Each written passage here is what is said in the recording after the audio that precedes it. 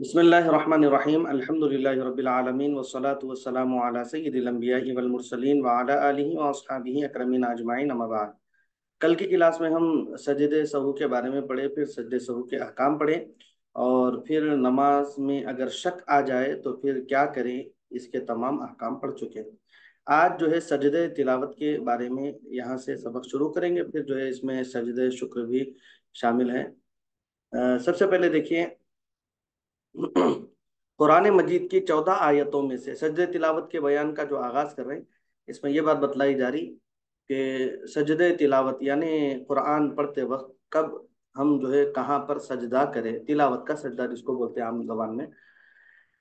देखिए कि कुरान मजीद की 14 आयतों में से किसी एक आयत के पढ़ने या सुनने पर, अगर सुनने का कस्द ना हो यानी सुनने का इरादा ना हो, कुरान मजीद की कोई भी जो आयत सजदा की आयत है, सजदा तिलावत जिसको बोलते हैं, पढ़ने या सुनने पर एक सजदा वाजिब हो जाता है, उसको सजदे तिलावत कहते हैं। ठीक है, आप पढ़ें तो भी एक सजदा वाजिब, सुने तो भी एक सजदा वाजिब। अब उसमें आपका इरादा है सुनने का, तब भी अगर इरादा नहीं है सुनने का, बगैर कोई इरादे के आप जो है सिर्फ सुन लिए, तब भी एक सजदा आपके ऊपर वाजिब हो जाएगा। कुल कुरान मजीद में 14 सजदे हैं। सजदे तिलावत दो तकबीरों के दरमियान नमाज के शराइ से किया जाता है, मगर उसके लिए हाथ उठाने और तशहुद और सलाम की जरूरत नहीं है। सजदे तिलावत में वही तस्बीह है जो नमाज के सजदों में पढ़ी जाती है। जो तस्बीह हम नमाज के सजदों में पढ़ते हैं, वही तस्बीह जो है सजदे तिलावत में पढ़ेंगे। सजदे तिलावत में दो क़ियाम मुस्तहब और दो तकबीरें मसनून हैं, यानी खड़े होकर अल्लाहु अकबर कहे और सजदे में जाए, फिर सजदा करके अल्लाहु अकबर कहकर खड़ा हो जाए। पहले सबसे पहले ठहरना है, अल्लाहु अकबर कह के सजदे में जाना है, फिर जो है रुक सजदे की तस्बीहात वगैरह पढ़कर जो है फिर अल्लाहु अकबर बोल के उठ के खड़े हो जाना है। ठीक है, सजदे तिलावत की आयतें इन सूरतों में हैं: सूर्य आराफ, सूर्य रात, सूर्य नहल, सूर्य बनी इसराइल, सूर्य मरियम, सूर्य हज। सूर्य हज की पहली आयत आयत सजदा है। सूर्य फुरकान और इसी तरह नमल, सजदा, सात, हामीम वन नज्म और इंशक, इज़ा समा उनशक्कत, और फिर सूरतुल अलक यानी इक़रा। सजदे तिलावत के वाजिब होने के तीन असबाब है। पहला यह कि आयत सजदा की तिलावत अगरचे खुद न सुने, मसलन बहरा आदमी तिलावत करे, बहरा आदमी तिलावत कर रहा था और वो खुद नहीं सुना। ठीक है, दूसरा ये कि आयत सजदा का किसी इंसान से सुनना, किसी जानवर मसलन तोते वगैरह से आयत सजदा सुनी जाए तो सजदा वाजिब ना होगा। ठीक है, इसी तरह रिकॉर्डिंग से ना, जैसा कि यूट्यूब पर रिकॉर्डिंग लग गई, हाँ, या जो है वो ऑडियो की शक्ल में हो या वीडियो की शक्ल में हो, ये भी उसी हुक्म में दाखिल है। इसी तरह जो है खा नमाज सुनने वाला नमाज में हो या खारिज नमाज, अगर नमाज में हो तो बाद फराग नमाज यानी नमाज से फारिग होने के बाद सजदा करे, तंबी ये शर्त पढ़ने वाले के सिवा दूसरे शख्स के हक में है। यानी एक शख्स जो है नमाज में सजदे तिलावत पढ़ रहा था, आयत सजदा पढ़ रहा था, और ये दूसरा शख्स जो है ये अलाहिदा नमाज पढ़ रहा था, ये उस नमाज में जो है सुन लिया, या फिर नमाज के बाहर था वो सुन लिया, तो उसके लिए भी सजदे तिलावत जो है वाजिब है। अब ये जो नमाज में ये तो सजदा करेगा ही करेगा, लेकिन ये जो सुनने वाला है इस पर भी जो है सजदे तिलावत वाजिब हो जाएगा। ये क्या करेगा, अपनी नमाज तमाम करके, अपनी नमाज खत्म करके जो है सजदे तिलावत करेगा, और जो गैर नमाज में है, खारिज नमाज में है, वो जब सुने सुनते ही वो जो है सजदा कर दे। किसी ऐसे शख्स की इक्तदा करना जिसने आयत सजदा तिलावत की हो, खा उसकी इक्तदा से पहले या इक्तदा के बाद। तंबी, इन तीन उमूर के सिवा और किसी चीज से सजदा वाजिब नहीं होता। मसलन अगर कोई शख्स सजदे की आयत लिखे, आयत सजदा लिखा, अगर खत्तात है, कातिब है, लिखने वाला है, सजदे की आयत लिखे या दिल में पढ़ ले, जबान से ना कहे, या फिर हिज्जे करके पढ़े, या सिर्फ आंखों से देखे, तो इन तमाम सूरतों में सजदा वाजिब ना होगा। ठीक है, दिल से पढ़े तो वाजिब नहीं, जबान से नहीं कह के उन हिज्जे करके पढ़ा तो भी वाजिब नहीं होगा। इसी तरह सिर्फ आंखों से देखा तो भी जो है सजदा वाजिब ना होगा। सजदे तिलावत उन्हीं लोगों पर वाजिब है जिन पर नमाज वाजिब है, अदा या फिर कज़ा। मजनून, नाबालिग, हैजो निफास वाली औरत पर वाजिब नहीं। अलबत्ता जिस मजनून का जुनून एक रात से कम रहे उस पर वाजिब है। इस तरह मस्त और जुनुब पर भी जो है सजदा वाजिब है। कोई जो है नशे में धुत है, मस्त है और जुनूबी हालत में है यानी गुस्ल करने की हालत में है, तो पर उसके ऊपर भी जो है सजदा वाजिब होगा। सजदा तिलावत अगर खारिज नमाज में वाजिब हो तो बेहतर यह है कि उसी वक्त अदा कर ले। अगर उस वक्त अदा ना करे तो भी जायज है, मगर मकरूह तंजीही है। और अगर नमाज में वाजिब हो तो फिर उसका उसी वक्त अदा करना वाजिब है। अगर नमाज में है और आयत सजदा की तिलावत हुई तो उसी वक्त उसका अदा करना वाजिब। अगर उस वक्त अदा ना करे तो फिर खारिज नमाज इस सजदे को अदा नहीं कर सकता और फिर वो गुनाहगार होगा। और उसमें ताखीर करना ये मकरूह तहरीमी है। उसमें अगर ताखीर हुई तो ये क्या है बनाई, मकरूह तहरीमी। इसीलिए क्या करते हैं, हम उम्मन देखते हैं रमजान में इमाम साहब क्या करते, हाफिज साहब जब तरावी पढ़ाते वक्त आयत सजदा जहां कहीं पर भी आ गई तो पहले तो इत्तला भी दे देते, या नहीं इत्तला अगर नहीं भी दिए तो क्या करते, फौरन जो है सजदे में चले जाते। ना सिर्फ इमाम साहब जाते बल्कि जो है मुक्तदी भी उनकी इक्तदा में जो है वो आयत सजदा अदा कर लेते। इसी तरह अगर एक ही मजलिस में एक ही आयत सजदा कई बार पढ़ी जाए तो एक ही सजदा वाजिब होगा। हाफिज साहब कुरान को याद करने के लिए उसको जो है आयत सजदा की बार बार बार बार बार बार तिलावत करे, 25 मरतबा, 30 मरतबा, 50 मरतबा पढ़ लिए। वो एक ही जगह पे बैठे, एक ही मजलिस में बैठ के पढ़े हों तो एक ही सजदा वाजिब होगा। ठीक है। अगर किसी आयत सजदा की तिलावत के बाद फिर वही आयत मुख्तलिफ लोगों से सुनी जाए तब भी एक ही सजदा वाजिब होगा, बशर्ते के मजलिस ना बदले। एक ही मजलिस में बैठे हुए हैं और आयत सजदा का मान लो कि दर्स चल रहा, सबक चल रहा है, और एक के बाद दूसरा, दूसरे के बाद तीसरा, इस तरह जो है बहुत सारे लोग जो है वो आयत सजदा अपने अपने अंदाज में जो है सुना रहे हैं किसी उस्ताद के सामने बैठकर। तो चूंकि मजलिस ना बदलने की वजह से एक ही सजदा अदा करना होगा। अगर मजलिस बदल जाए तो फिर जो है जितने मजलिसें बदलेंगी उस एतबार से सजदे करेंगे। अगर कोई शख्स आयत सजदा पढ़कर उसी मजलिस में एक दो लुकमों से ज्यादा खाना खाए या दो कलीमों से ज्यादा बातें करे या एक दो कदम से ज्यादा चले या खरीदो फरोख्त में मशगूल हो तो इन सूरतों में चूंकि हुक्मन मजलिस बदल गई लिहाजा दो सजदे उसके ऊपर वाजिब होंगे अब। ठीक है। सारी सूरत पढ़कर सिर्फ सजदे की आयत का छोड़ देना मकरूह है। पूरी सूरत पढ़ लिए, पढ़ लेके वो जहां पर आयत है सजदा आ गई वही छोड़ दे रहे, अरे नको भाई पढ़े तो फिर सजदा करना पड़ता बोल के छोड़ दे रहे, तो ये कैसा करना जो है मकरूह है। अब देखिए सजदा शुक्र। सजदा शुक्र मुस्तहब है उस वक्त जबकि कोई नेमत हासिल हो या मुसीबत दूर हो जाए। कोई नेमत अगर हमको मुयसर आ जाए, कोई नेमत का हुसूल हो जाए तो अल्लाह की जनाब में जो है शुक्राने का सजदा करना, इसको बोलते हैं सजदा शुक्र। ये मुस्तहब है, करे तो अजर, नहीं करे तो कोई जो है गुनाह नहीं। नमाज के मुत्तसिल सजदा करना मकरूह है। अलबत्ता क्या है, नमाज फौरन पढ़ते, नमाज सलाम फिरते सजदे में चले गए बिल्कुल मुत्तसिल, ये क्या है मकरूह है, ताकि जाहिलों को सजदे के मसनून या वाजिब होने का ख्याल ना हो।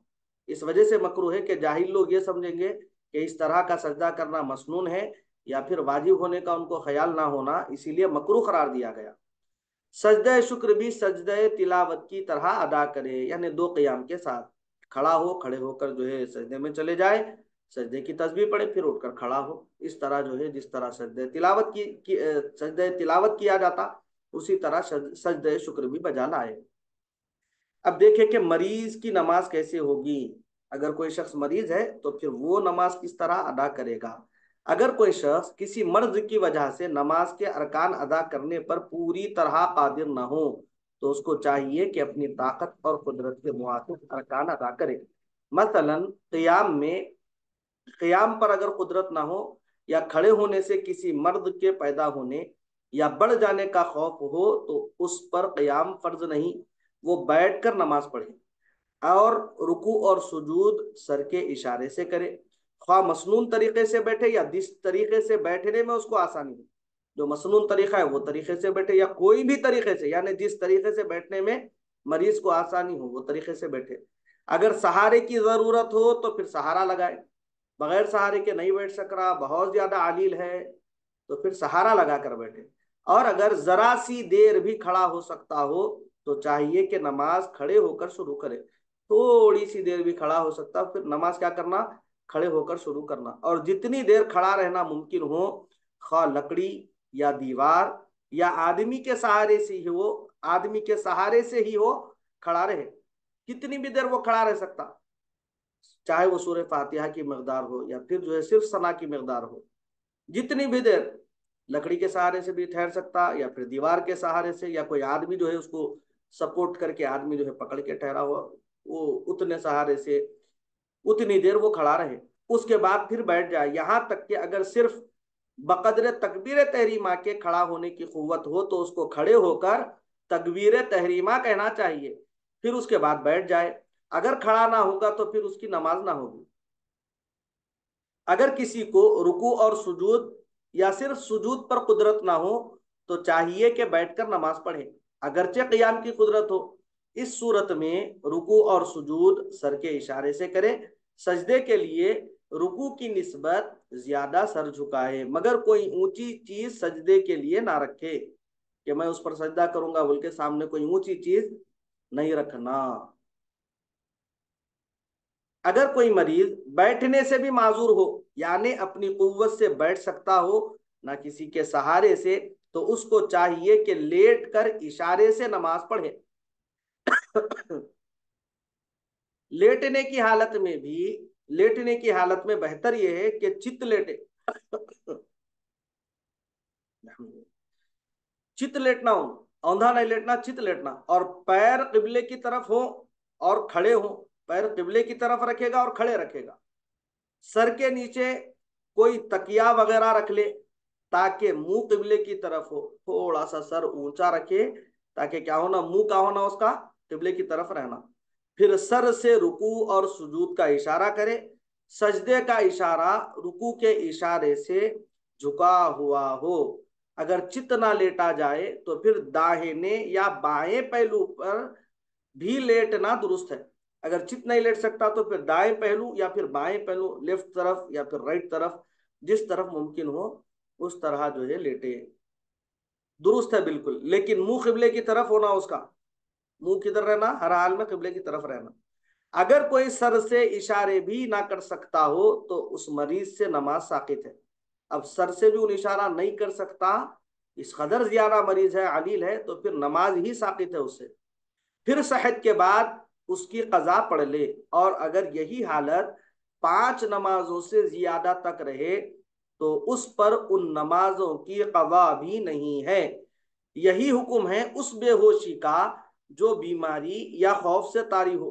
अगर कोई बीमार है, कदर बीमार है कि बेहोश हो गया बीमारी से, अगर कोई मरीज बेहोश हो तो बेहोश तो रहता हो मगर कभी कभी उसको होश भी आ जाता हो, तो अगर अफाके का वक्त मुअय्यन हो तो फिर नमाजों की कजा उसके लिए लाजिम है।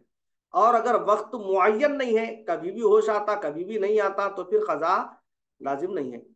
अगर यही हालत अगर नशा वगैरह से हो तो खा कितनी ही नमाजें क्यों ना हो, सबकी कजा उसके ऊपर लाजिम होगी। खूब जो है नशा कर लिया, नशा करके बेहोश हो गया, तो पूरी पूरी जितनी नमाजें छूटी उतनी सबकी कजा करना होगा उसको, क्योंकि वो जो है नशा ऐसा है उसलिए उसके लिए कि मिसल सोने वाले के, अगर कोई सो गया तो नींद से जागा, जितनी नमाजें वो सोने की हालत में जो है छोड़ेगा, जितनी कजा नमाजें करेगा उतनी जो है कजा उसके ऊपर करना होगा।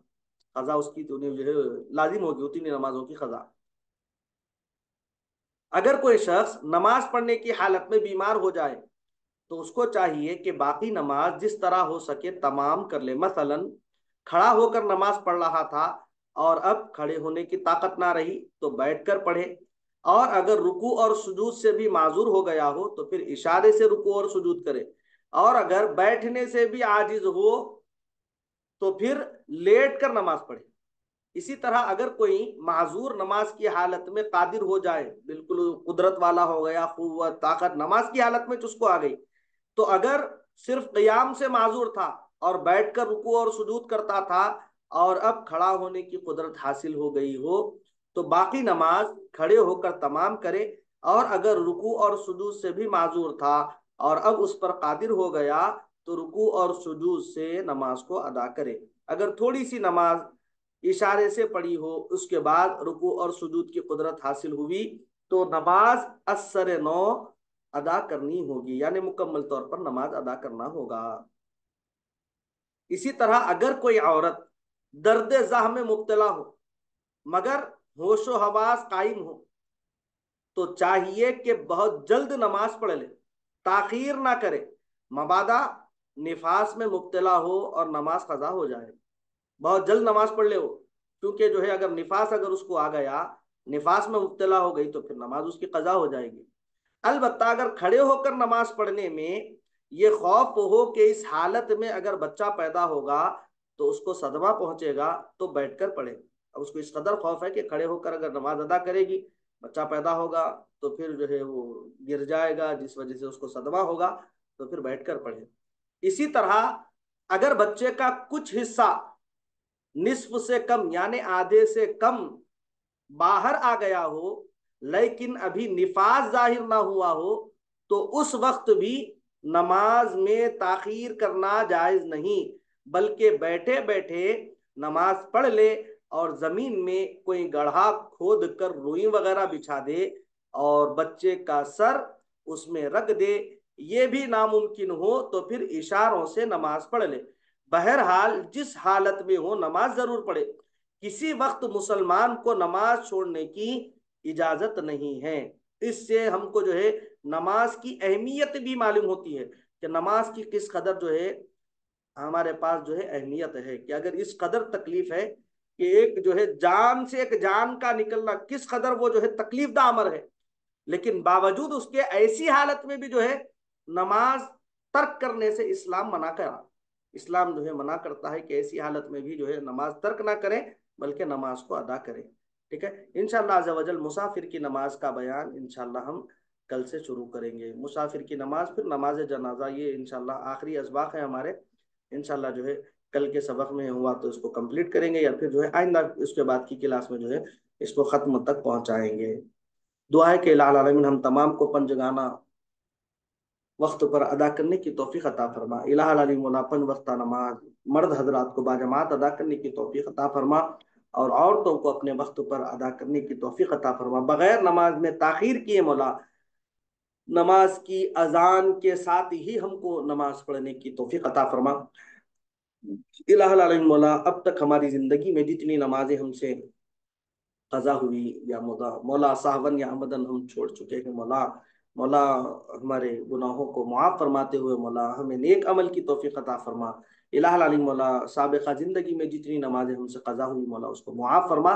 इलाही आलमीन मौला वक्त पर अदा करने की हमको तौफीक अता फरमा। इलाही आलमीन मौला हम तमाम को नेक तौफीक से माला माल फरमा, नेक हिदायत से माला माल फरमा।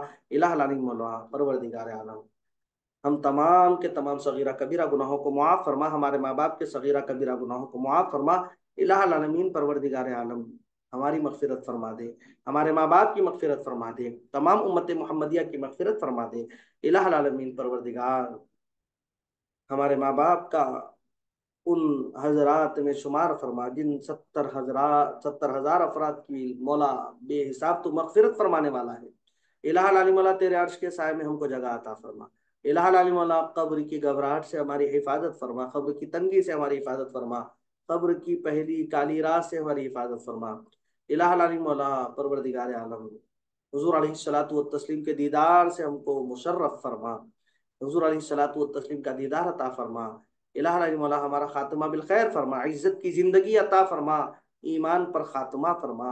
इलाही मौला हमें जिनके वालिदैन बहयात है मौला, जिनके वालिदैन दुनिया से गुजर चुके हैं मौला उनकी मगफिरत फरमा, उनके दर्जात में बुलंदियां अता फरमा, जन्नतुल फिरदौस व इल्लियीन में आला से आला मकामात पर उनको फाइज फरमा। इलाही आलमीन मौला हमें जिनके वालिदैन बहयात है मौला उनको खूब सेहत अता फरमा, खूब तंदुरुस्ती अता फरमा, खूब आफियत सलामती के साथ मौला उम्र खिदरी अता फरमा। इलाही आलमीन मौला जो बच्चियां शादी के काबिल घरों में बैठी है मौला उनके लिए नेक जोड़ों का बंदोबस्त फरमा दे, गैब से नेक जोड़ों का बंदोबस्त फरमा दे। इलाही आलमीन मौला जो बे औलाद है मौला उनको औलाद जैसी अजीम नेमत से माला माल फरमा। इलाहा अली मौला, जिनको तूने औलाद अता फरमाई है, अपनी औलाद की अच्छी परवरिश, अच्छी तालीम करने की तौफीक अता फरमा। इलाहा अली मौला, बच्चों को माँ बाप का अदब और एहतराम करने की तौफीक अता फरमा, और माँ बाप को बच्चों पर शफकत और मोहब्बत करने की तौफीक अता फरमा। इलाहा आलमीन, परवरदिगार आलम, जितने लोग दुआओं के लिए कहे मौला, तमाम के जायज मकासद मतालिब को पूरा फरमा, नेक तमन्नाओं को, नेक आरजुओं को, नेक दुआओं को, जायज दुआओं को पूरी फरमा। मौला दो मांगा वो भी अता फरमा, जो मांगे से रह गए अपने फजल करम से सरफराज फरमा। इलाह आलमीन, हम तमाम की दुआओं को हुज़ूर अलैहिस्सलातु व तस्लीम के वास्ते वसीले हुज़ूर अलैहिस्सलातु व तस्लीम के नालैन के तसद्दुक़ कबूल फरमा। व सल्लल्लाहु तआला वसल्लम अला खैरि खल्क़िही सय्यिदिना मुहम्मद व नूरि अर्शिही व अला आलिहि व अस्हाबिही अजमईन बिरहमतिका या अरहमर राहिमीन। वल्हम्दुलिल्लाहि रब्बिल आलमीन। बिहक़्क़ि ला इलाहा इल्लल्लाह मुहम्मदुर रसूलुल्लाह सल्लल्लाहु तआला अलैहि वसल्लम।